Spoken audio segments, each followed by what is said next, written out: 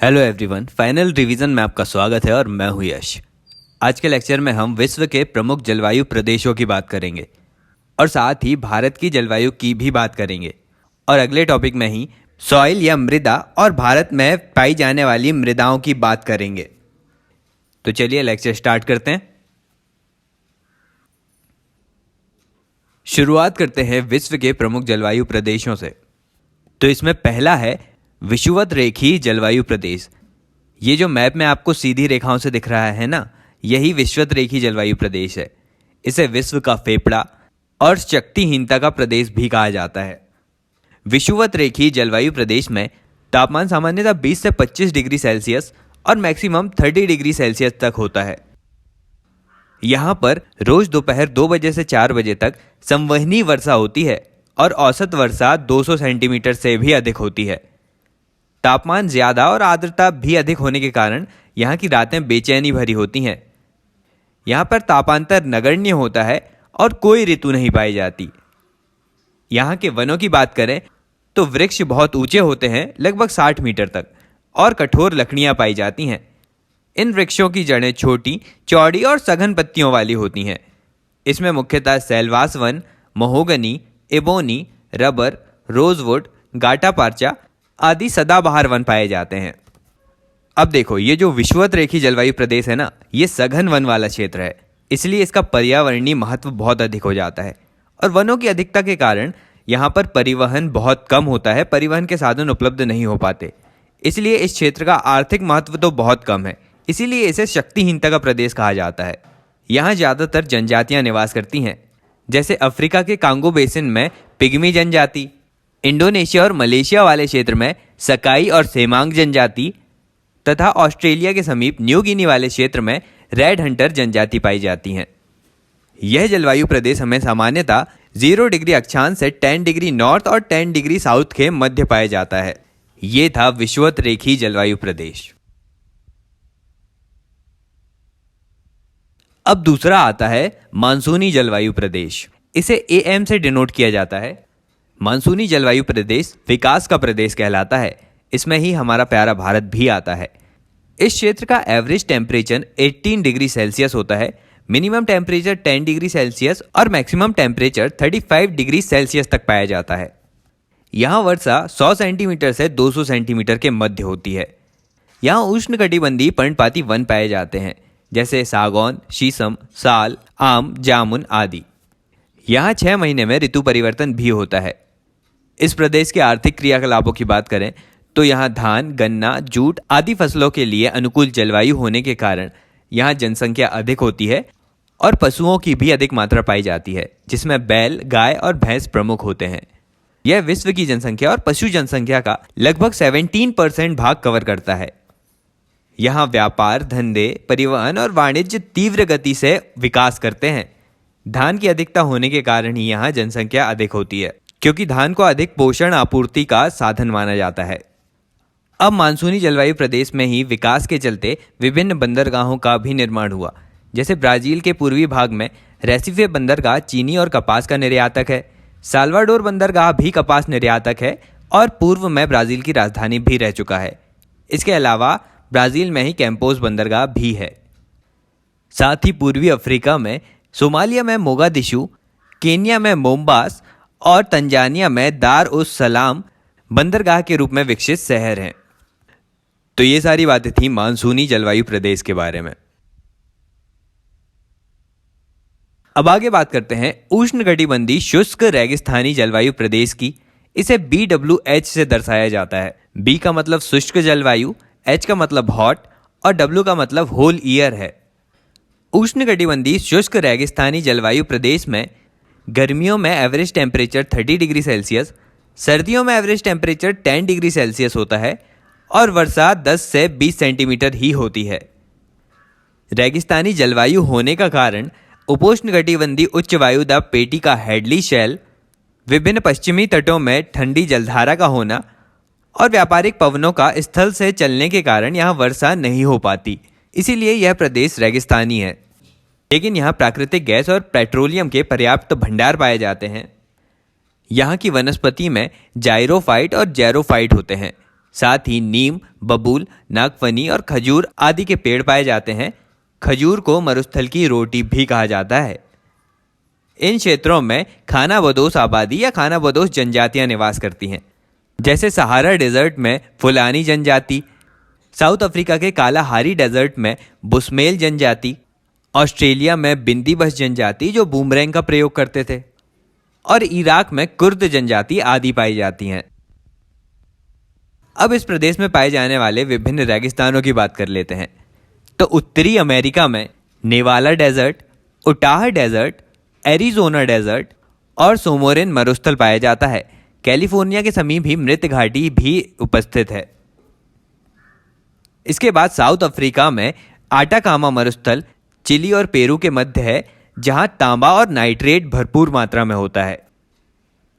इसके बाद अफ्रीका में सिनाई डेजर्ट और नूबियन डेजर्ट पाए जाते हैं। साथ ही दक्षिण अफ्रीका में कालाहारी मरुस्थल और नामीबिया में नामिब मरुस्थल पाया जाता है।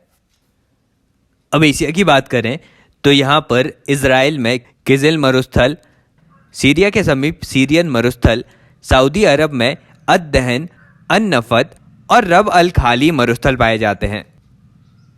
फिर ईरान में दस्त कबीर या दस्त नमक और दस्त ए लुफ्त मरुस्थल हैं। इंडिया में थार का मरुस्थल है।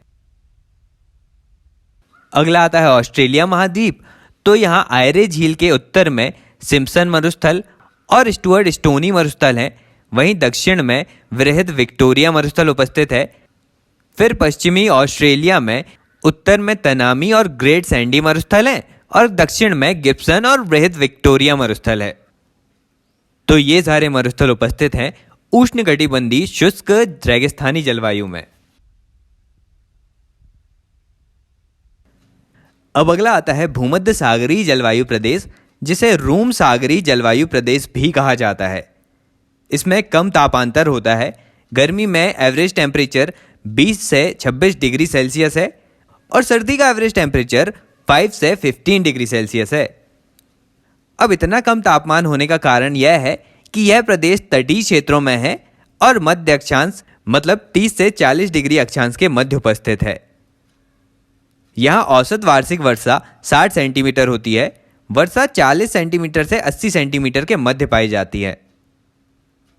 यहाँ सूर्य के उत्तरायण और दक्षिणायन होने से पछुआ पवनों के प्रभाव से वर्षा शीत ऋतु में होती है और ग्रीष्म ऋतु शुष्क होती है। यह ITC-Z के खिसकाव के कारण होता है और इसी के चलते वर्षा तापमान से अप्रभावित होती है। वृक्षों की बात करें तो वृक्षों की ऊंचाई कम, पत्तियां चिकनी, मोटी और छोटी होती हैं। इसमें मुख्यतः जैतून, कॉर्क और ओक जैसे वृक्ष पाए जाते हैं। यहाँ रसीले फलों वाले वृक्ष अंगूर, संतरा और नींबू भी पाए जाते हैं। यहाँ की अर्थव्यवस्था की बात करें तो कृषि में यहाँ जौ, गेहूं, मक्का और तंबाकू होता है। यहाँ से रसीले फल और मेवा का निर्यात किया जाता है और यहाँ के प्रमुख पशु भेड़ और बकरी हैं।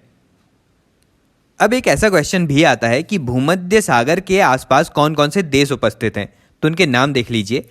पुर्तगाल, Spain, France, Monaco, Italy, Slovenia, Croatia, Bosnia, Albania, Montenegro, Greece, Turkey, Syria, Lebanon, Israel, Libya, Tunisia, Algeria और मोरक्को। ये सारे देश हैं भूमध्य सागर के आसपास। अब इनके अलावा भी रूम सागरीय जलवायु दक्षिणी अफ्रीका के दक्षिण पश्चिमी क्षेत्र में, कैलिफोर्निया में, मध्य चिली और ऑस्ट्रेलिया के दक्षिण तथा दक्षिण पश्चिमी क्षेत्र में पाई जाती है। इस क्षेत्र के विभिन्न ग्रासलैंड्स की बात करें तो कैलिफोर्निया क्षेत्र में चैपेरल, स्पेन में मैकविन, दक्षिणी यूरोप में माकवी और ऑस्ट्रेलिया में माली मुर्का आदि पाए जाते हैं। तो ये था रूम सागरीय जलवायु प्रदेश। अब अगला है चीन तुल्य जलवायु प्रदेश। इस प्रदेश में गर्मी का एवरेज टेम्परेचर 20 से 22 डिग्री सेल्सियस और सर्दी का एवरेज टेम्परेचर 6 से 10 डिग्री सेल्सियस होता है। 75 सेंटीमीटर से 150 सेंटीमीटर की वर्षा होती है, मतलब लगभग 100 सेंटीमीटर की एवरेज वर्षा है। यहाँ साल भर वर्षा होती है और गर्मी की मात्रा अधिक और सर्दी कम होती है। चीन तुल्य जलवायु में वनस्पति की बात करें तो यहाँ मिश्रित वन पाए जाते हैं, जिसमें उष्णकटिबंधीय वन और शीतोष्णकटिबंधीय वन दोनों आते हैं। यहाँ के वृक्षों में साइप्रस, ओक, रेड गम, एस, बीच और मेपल आदि हैं। यहाँ के क्षेत्र की अर्थव्यवस्था में कपास अधिकतम होता है। मुख्य फसल चावल है। यहाँ तंबाकू, गन्ना, मक्का, कपास और सोयाबीन के लिए पर्याप्त जलवायु मौजूद है। विश्व का अधिकांश रेशम इसी क्षेत्र में उत्पन्न किया जाता है। चावल की अच्छी पैदावार के कारण यहाँ भी जनसंख्या बहुत अधिक है। यह है चीन तुल्य जलवायु प्रदेश। अब अगला आता है पश्चिमी यूरोपीय तुल्य जलवायु प्रदेश। इसे मैप में काले रंग से प्रदर्शित किया गया है। यहाँ वार्षिक तापांतर बहुत कम होता है। गर्मी में एवरेज टेम्परेचर 16 डिग्री सेल्सियस और सर्दी में एवरेज टेम्परेचर 4 डिग्री सेल्सियस है। कुल वार्षिक वर्षा 100 सेंटीमीटर तक होती है। यहाँ वर्ष भर वर्षा होती है। शीतकाल में वर्षा अधिक और ग्रीष्मकाल में वर्षा कम होती है। वाताग्र के सहारे शीतोष्ण कटिबंधीय चक्रवात बनते हैं और चक्रवाती वर्षा होती है। यहाँ के तटीय क्षेत्रों में शीतकाल में वर्षा अधिक और हिमपात कम होता है और तट के अंदर वर्षा कम और हिमपात अधिक होता है। वनस्पति की बात करें तो पश्चिमी यूरोपीय तुल्य जलवायु में शीतोष्ण कटिबंधीय पतझड़ वन पाए जाते हैं। पत्तियां चौड़ी होती हैं और सर्दी में पाले से बचने के लिए पत्तियां सामान्यतः झड़ जाती हैं। यहाँ मुख्यतः ओक, बीच, मैपल, एम्प और बर्च जैसे वृक्ष पाए जाते हैं। यह प्रदेश विकसित प्रदेश होता है। यहाँ मिश्रित कृषि, पशुपालन, मत्स्य पालन, उद्योग, व्यापार, वाणिज्य आदि उन्नत रूप में उपस्थित होते हैं। पश्चिमी यूरोप तुल्य जलवायु एक स्वास्थ्यवर्धक और आनंदमय जलवायु है। अब इसके बाद बात करते हैं सेंट लॉरेंस तुल्य जलवायु की। यह पश्चिमी यूरोप तुल्य की जलवायु वाले क्षेत्र के ही पूर्वी क्षेत्र में पाई जाती है। इसे मैप में तिरछी लाइन से दर्शाया गया है। सेंट लॉरेंस तुल्य जलवायु में गर्मी में एवरेज टेम्परेचर 21 डिग्री सेल्सियस और ठंडी में एवरेज टेम्परेचर हिमांक से नीचे होता है। यहाँ अधिक तापांतर पाया जाता है। इस जलवायु प्रदेश में सर्वाधिक पछुआ पवनों का प्रभाव होता है। यहाँ वर्षा साल भर होती है। वर्षा की मात्रा 75 सेंटीमीटर से 125 सेंटीमीटर के मध्य है। यहाँ की वनस्पति शीतोष्ण कटिबंधीय पतझड़ वन है। यहाँ मिश्रित वन भी पाए जाते हैं। सदाबहार वन निम्न अक्षांशों में और पतझड़ वन उच्च अक्षांशों में होते हैं। हिमपात के कारण यहाँ भी पतझड़ होता है। शीत ऋतु में यहाँ अधिक ठंड से यहाँ ज़्यादा आर्थिक विकास नहीं हो पाया है। यहाँ का मुख्य व्यवसाय लकड़ी कटाई उद्योग, मत्स्य, खनन आदि हैं। नॉर्थ अमेरिका में यहाँ डेयरी उद्योग का भी विकास हुआ है। तो ये थी सेंट लॉरेंस तुल्य जलवायु। अब अगला और अंतिम जलवायु प्रदेश है सवाना जलवायु प्रदेश, जिसे पार्कलैंड या प्राकृतिक चिड़ियाघर या सूडान तुल्य जलवायु भी कहा जाता है। इसे AW से डिनोट किया जाता है। यह उष्ण अर्ध शुष्क जलवायु प्रदेश है। इसे बड़े शिकारों की भूमि भी कहा जाता है। यहाँ अधिक वार्षिक और दैनिक तापांतर होता है। एवरेज टेम्परेचर 25 डिग्री सेल्सियस से 30 डिग्री सेल्सियस और मैक्सिमम टेम्परेचर 35 से 40 डिग्री सेल्सियस तक होता है। वर्षा की मात्रा यहाँ 40 से 100 सेंटीमीटर ग्रीष्मकाल में होती है।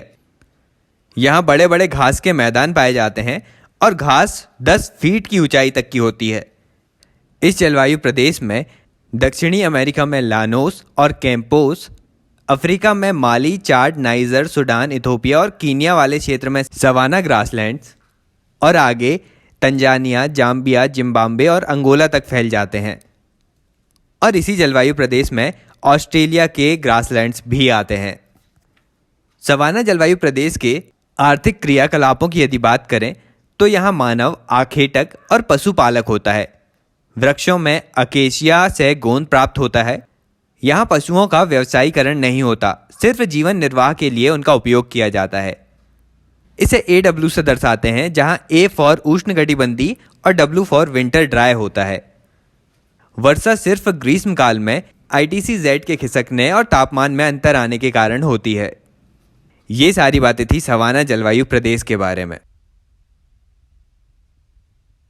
अब अगला जो मैप दिखा रहा हूं ना, इसमें सभी जलवायु प्रदेश एक साथ दिखाए गए हैं, जिसमें ब्रिटिश तुल्य और सेंट लॉरेंस तुल्य जलवायु प्रदेश हम एक ही अक्षांश में देख सकते हैं।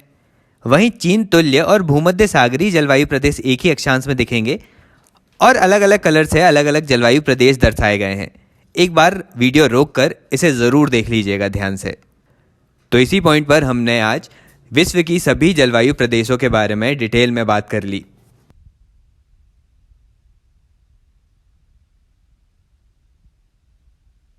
अब आज के वीडियो के अगले टॉपिक में बात करते हैं भारत के जलवायु प्रदेशों के बारे में। अब जलवायु क्या होता है वो तो मैं बताना ही भूल गया।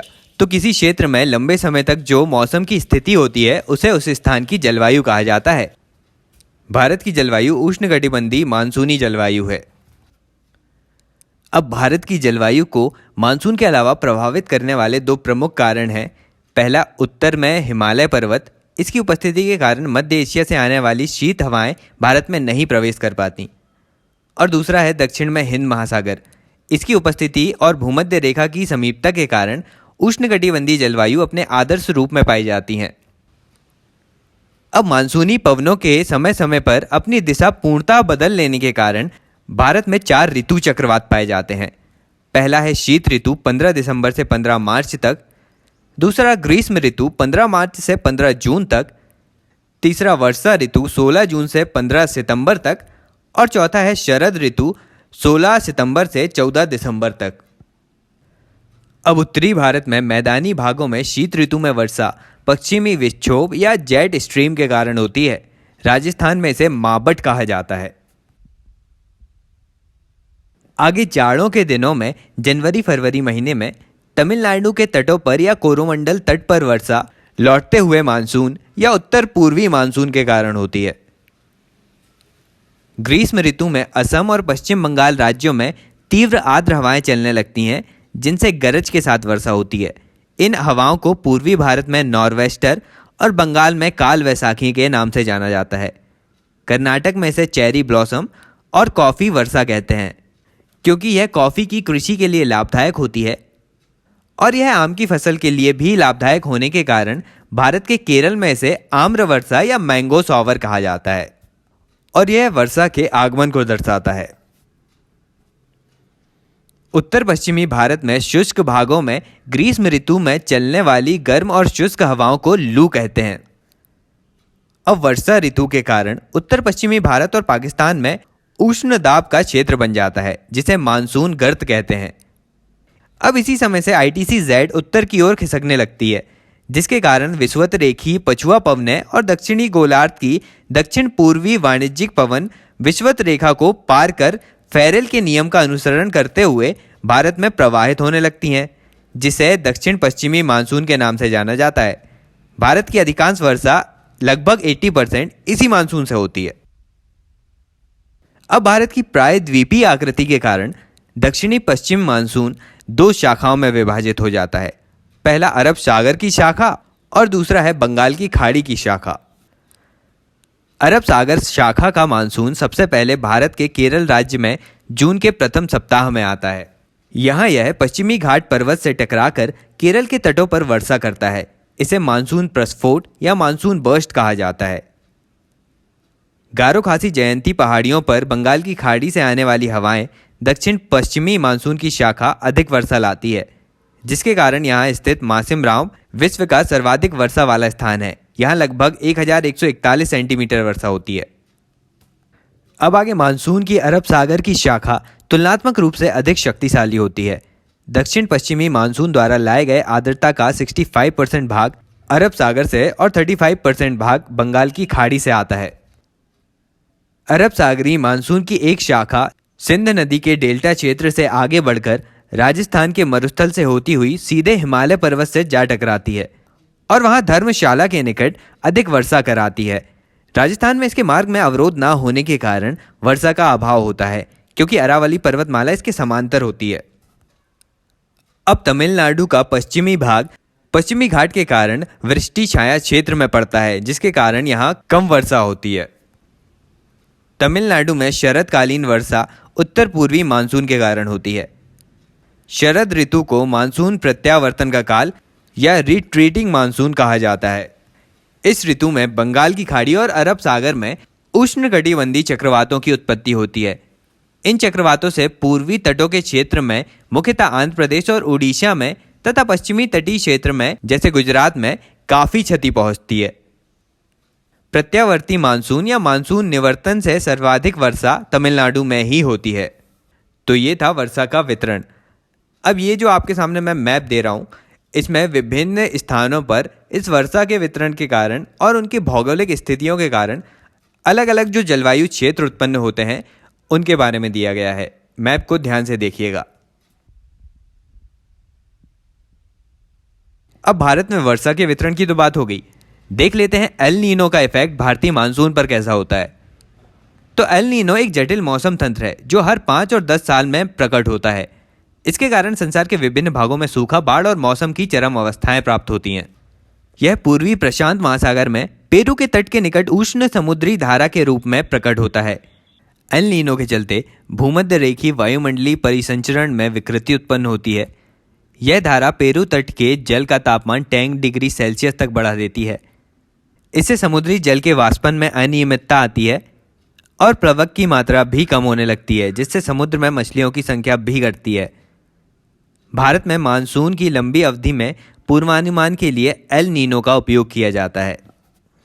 इसी एल नीनो के चलते भारत में दक्षिण से आने वाली व्यापारिक पवनों का प्रभाव कम हो जाता है, जिससे वर्षा की मात्रा बहुत कम होती है। तो ये सारी बातें थी भारत की जलवायु से संबंधित।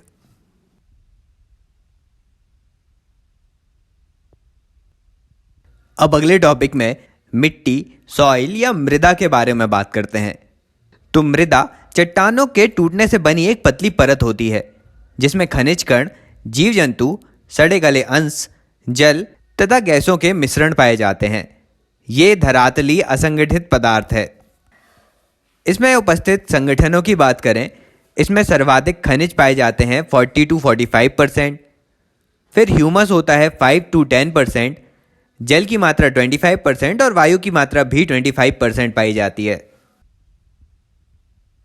अब चट्टानों के टूटने से मृदा तो बनती है, लेकिन मृदा के निर्माण को प्रभावित करने वाले विभिन्न कारक भी हैं। उनकी बात करते हैं। तो पहला है आधारभूत चट्टान। तो जिस चट्टान से मृदा बनी है वह चट्टान मृदा के रंग, संरचना और खनिज संगठन का निर्धारण करती है। दूसरा कारक है जलवायु, जिसमें यदि वर्षा से मृदा बनी है तो मृदा के कण बारीक होंगे और बहाव के चलते इसमें पोटास, कैल्शियम और फास्फोरस की कमी पाई जाएगी। और हाइड्रोजन आयन की अधिकता के चलते इसमें अम्लीयता भी अधिक होगी, जिससे पीएच का मान कम होगा। अब जलवायु में ही यदि तापमान के कारण मृदा का निर्माण हुआ है तो आदर्श तापमान में शीतोष्ण कटिबंधीय क्षेत्र में मृदा में नाइट्रोजन अधिक पाया जाएगा और ह्यूमस की मात्रा भी अधिक मिलेगी। अब मृदा निर्माण का तीसरा कारक है धरातलीय कारक। इसमें ऊंचाई और ढाल आते हैं। इसी के चलते मृदा का आयतन, अपवाह, अपक्षय, अपरदन और मृदा की गहराई निर्धारित होगी। पठार और पर्वतों में गहराई कम देखने मिलती है और मैदानी क्षेत्रों में गहराई अधिक देखने मिलती है। चौथा कारक आता है जैविक कारक। इसमें वनस्पति क्षेत्रों की मृदा में ह्यूमस मिलता है और सूक्ष्म कीटाणु होने से नाइट्रोजन स्थिरीकरण के चलते रासायनिक यौगिक भी देखने मिलते हैं। और मृदा निर्माण में बड़े जीव जैसे चूहे, दीमक और मनुष्य भी बड़ी भूमिका निभाते हैं।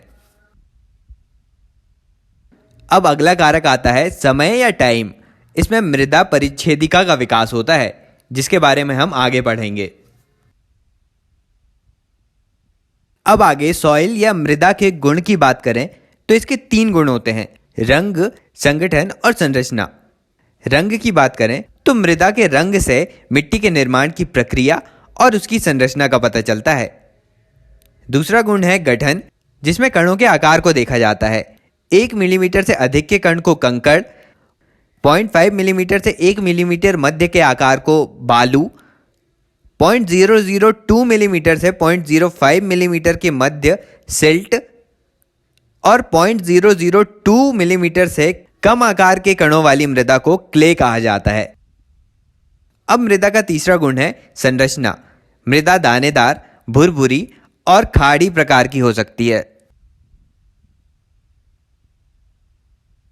चलिए अब आगे मृदा परिच्छेदिका की बात करते हैं। तो यह समय के साथ डेवलप होती है। इसमें विभिन्न स्तरों में गहराई के साथ मृदा के अलग अलग रूप देखने मिलते हैं।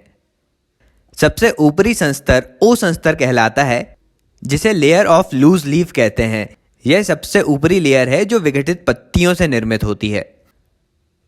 इसके बाद दूसरा संस्तर है ए संस्तर। यह मुख्यतः मृदा है। इसका रंग गाढ़ा होता है और ह्यूमस की मात्रा अधिक होती है। इसमें यदि जल के कारण अपवहन अधिक होता है तो इसका रंग हल्का होने लगता है। फिर इसके नीचे बी संस्तर आता है, जिसे उपमृदा कहा जाता है। इस संस्तर में विनिक्षेपण की क्रिया अधिक होती है, जिसके चलते इसका रंग कम गाढ़ा होता है। फिर इसके नीचे सी संस्तर या अपक्षयित चट्टान आती है, जिसे रेगोलिथ कहते हैं, और यह चट्टान तथा मृदा दोनों से मिलकर बनी होती है। फिर इसके बाद डी संस्तर आता है, जो आधारभूत चट्टान का होता है। तो ये थी मृदा परिच्छेदिका। अब मृदा के वर्गीकरण की बात करते हैं। तो ये दो प्रकार से इन्हें वर्गीकृत किया जाता है। पहला खनिज विशेष की बहुलता के आधार पर, और दूसरा उत्पत्ति या निर्माण प्रक्रिया या आनुवांशिकी के आधार पर। तो खनिज विशेष की बहुलता के आधार पर मृदा दो प्रकार की होती हैं। पहली है पेडोल्फर, जिसमें एल्यूमिनियम और आयरन की मात्रा पाई जाती है। इसमें लाल, पीली, लैटेराइट और काली मृदा आती है। दूसरा प्रकार है पेडोलकल, जिसमें कैल्शियम और चूने की मात्रा अधिक होती है। इसमें ब्रिटेन की रेंट जीना मृदा, ब्राजील की टेरा रोजा मृदा आदि आती हैं। अब उत्पत्ति या निर्माण प्रक्रिया के आधार पर मृदा तीन प्रकार की होती हैं। पहली है जोनल या क्षेत्रीय मृदा। इनका निर्माण जलवायु और वनस्पति द्वारा होता है। इनमें मृदा परिच्छेदिका पूर्णतः विकसित होती हैं। ये प्राचीन और प्रौढ़ मृदा हैं और अधिक विस्तृत होती हैं। अगली है इंट्राजोनल सॉइल या अंतः क्षेत्रीय मृदा। इनका निर्माण चट्टान और अपवाह प्रणाली के द्वारा होता है। ये स्थानीय दशाओं, वर्षा और केशिकत्व द्वारा प्रभावित होती हैं। ये छोटे छोटे क्षेत्रों में पाई जाती हैं। फिर तीसरी आती है एजोनल मृदा या अस्तरीय मृदा। इनका निर्माण परिवहन के कारकों द्वारा, जल, पवन और हिमानी के द्वारा होता है। ये जलवायु क्षेत्र में होती हैं और युवा मृदा हैं। इनमें मृदा परिच्छेदिका अविकसित होती है। अब विभिन्न क्षेत्रों में उपस्थित जोनल मृदा की बात करते हैं। इसमें सबसे पहला आता है विषुवत रेखीय जलवायु प्रदेश की मृदा। इसमें लैटेराइट और लाल पीली मृदा आती है, जिसमें लैटेराइजेशन की प्रक्रिया होती है, और लैटेराइजेशन के चलते घुलनशील उपजाऊ पदार्थ जल में घुलकर नीचे चले जाते हैं, जैसे पोटास, फास्फेट, कैल्शियम, चूना और ह्यूमस आदि तत्व नीचे घुलकर बैठ जाते हैं। इसीलिए इसके ऊपरी क्षेत्र में एल्यूमिनियम और आयरन जैसे अनुपजाऊ तत्व रह जाते हैं, और इस मृदा का उपयोग बागानी कृषि, चाय, कॉफ़ी, रबर और मसाला आदि के लिए किया जा सकता है।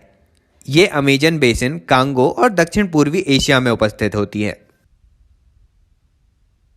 फिर अगली जोनल मृदा है सवाना जलवायु प्रदेश की मृदा, जो लाल या ग्रूम सॉइल कहलाती है। अब सवाना जलवायु क्षेत्र में टेम्परेचर अधिक और वर्षा की मात्रा कम होती है, तो इसमें निश्चालन की प्रक्रिया होती है, जिसके चलते आयरन और एल्यूमिनियम जैसे भारी तत्व नीचे बैठ जाते हैं, और फास्फेट, कैल्शियम, पोटास और चूना जैसे पदार्थों की उपलब्धता होती है। लेकिन इसमें नाइट्रोजन और ह्यूमस की कमी पाई जाती है, इसीलिए यह कम उपजाऊ मृदा है। ये सवाना, कैंपोस, लानोस और वेल्ड के क्षेत्र में पाई जाती है। अगली जोनल मृदा है शुष्क या मरुस्थलीय जलवायु की मृदा, जो बालुई मृदा है। इन क्षेत्रों में टेम्परेचर अधिक और वर्षा कम होती है, इसलिए यहाँ यांत्रिक अपक्षय होता है। मृदा के कण बड़े बड़े होते हैं, जिनमें जल धारण करने की क्षमता कम होती है। यहाँ नाइट्रोजन की कमी पाई जाती है। मृदा में पोटास, कैल्शियम, फास्फेट और चूना की अधिकता पाई जाती है। इसमें रेह, ऊसर और कल्लर मृदा आती हैं। अब अगली जोनल मृदा है मध्य अक्षांशों की मृदा, जो कि मध्य अक्षांश के पूर्वी और पश्चिमी भागों में पाई जाती है। ये भी दो प्रकार की हैं।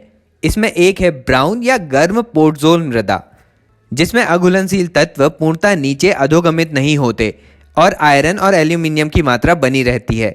इसमें नाइट्रोजन भी पाया जाता है और ह्यूमस भी पाया जाता है, इसीलिए ये उपजाऊ होती है। ये ब्रिटिश तुल्य जलवायु, चीन तुल्य जलवायु, यूरोपीय तुल्य जलवायु और लॉरेंसिया तुल्य जलवायु में भी पाई जाती है। अब मध्य अक्षांशों की दूसरी मृदा है स्टेपी जलवायु मृदा, जिसे चेरनोजम भी कहा जाता है, ये सर्वाधिक उपजाऊ होती है क्योंकि इसका टेम्परेचर आदर्श रूप में होता है और वर्षा की मात्रा कम 20 से 40 सेंटीमीटर तक होती है। इस मृदा में घास की अधिकता पाई जाती है और सभी पोषक तत्व भरपूर मात्रा में पाए जाते हैं। ये गेहूं के लिए सर्वाधिक उपयुक्त है और इसी के चलते यूक्रेन को ब्रेड बास्केट भी कहा जाता है। अब अगली जोनल मृदा है शीत आर्द्र या टैगा जलवायु में उपस्थित पोर्टजोल या धूसर मृदा। इसमें पोर्टजोलीकरण की प्रक्रिया होती है जिसमें अघुलनशील धात्विक तत्व नीचे की ओर अधोगमित हो जाते हैं और एल्यूमिनियम आयरन की कमी पाई जाती है।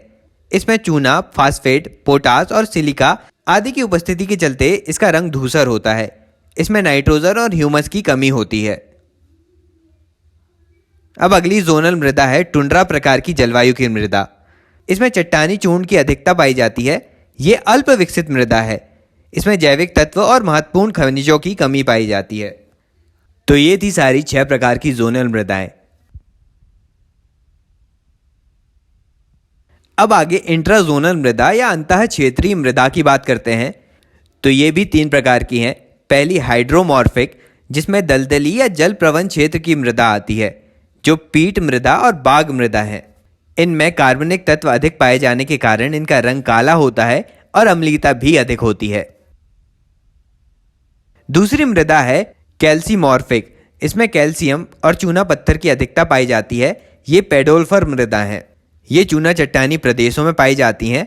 इसके उदाहरण है ब्राजील और भूमध्य सागरीय क्षेत्र की टेरा रोजा मृदा और ब्रिटेन की रेंट जीना मृदा। अगली इंट्राजोनल मृदा है हालोमॉर्फिक सॉइल। इनका निर्माण कैल्सिफिकेशन के चलते होता है। शुष्क क्षेत्र में जहां अपवाह प्रणाली अविकसित होती है वहां वाष्पीकरण अधिक होता है और वर्षा कम होती है, इसलिए यहाँ नमक की परत ऊपर जमती जाती है। इसी के चलते यहाँ की मृदा का लवणीयता अधिक होती है और क्षारीयता भी अधिक होती है। इसके उदाहरण है पंजाब और हरियाणा। अब तीसरे प्रकार में एजोनल मृदा या अस्तरीय मृदा के अंतर्गत 2 प्रकार आते हैं। पहला है लिथोसोल, जिसमें कंकड़ पत्थर अधिक मात्रा में होते हैं और ये भावर प्रदेश की मृदा या पथरीली पर्वतीय मृदा कहलाती है। एजोनल सॉइल का दूसरा प्रकार है रेगोसोल, जिसमें जलोढ़ या हिमोड़ मृदाएं आती हैं।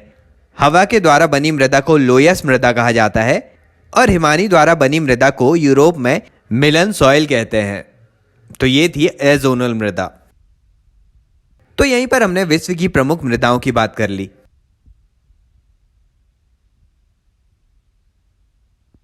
अब भारत की भी प्रमुख मिट्टी या मृदा की बात कर लेते हैं। इसमें सबसे पहले आती है जलोढ़ मृदा। यह नदियों द्वारा लाई गई मृदा है। इसमें पोटास की बहुलता पाई जाती है, लेकिन नाइट्रोजन, फास्फोरस और ह्यूमस की कमी पाई जाती है। यह भारत की सबसे उपजाऊ मृदा है। यह भारत के 22% क्षेत्रफल में है। भारत के उत्तरी मैदान और तटीय मैदान जलोढ़ मिट्टी का ही बना हुआ है।